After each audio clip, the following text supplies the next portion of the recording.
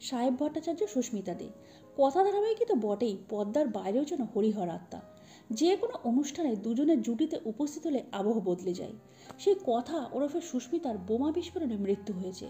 How how করে কান্না নায়ক AV ওরফে সাহেবের। জনপ্রিয় ধারাবাহিকের গল্প কি বদলে গেল?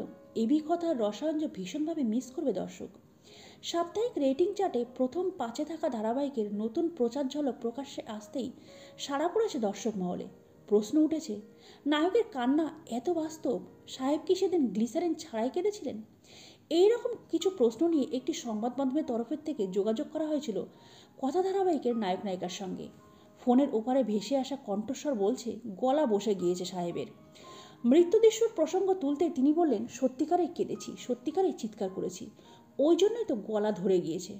সাহেবের কান্না দেখে সেদিন নাকি সেটে উপস্থিত বাকিরাও কেঁদে ফেলেছিলেন, বাঁচছিলেন না সুস্মিতাও।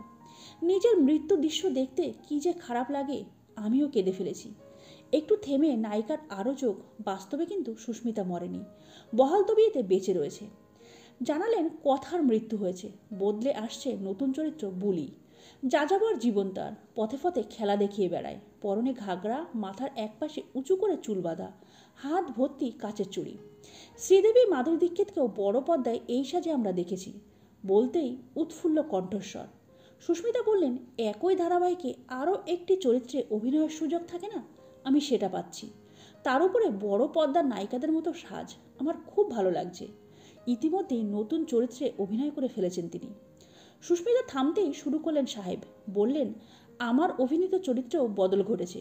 এভি নিজেকে একদম গুটিয়ে নেবে, নেশায় আচ্ছন্ন হয়ে পড়বে। তবে নায়ক নায়িকার প্রেম ছাড়া ধারাবাহিক অসম্পূর্ণ, তাই নতুন আঙ্গিকে আবার প্রেমে পড়বে দুটো চরিত্র।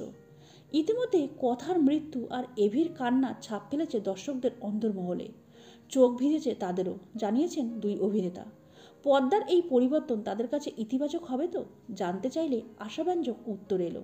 সাহেব সুস্মিতা একযোগে জানালেন, দর্শক আমাদের ফেলে দিতে পারবে না, এই বিশ্বাস আমাদের আছে। এখন দেখার আগের মতোই ওরা আমাদের ভালোবাসেন কিনা। তো বন্ধুরা, আজকের এই ভিডিওটা এই পর্যন্ত। পরবর্তী বিনোদনমূলক ভিডিও নিয়ে আমরা খুব তাড়াতাড়ি ফিরে আসবো। ততক্ষণের জন্য সবাই খুব ভালো থাকবেন, সুস্থ থাকবেন। দেখা হবে আগামী পর্বে। নমস্কার।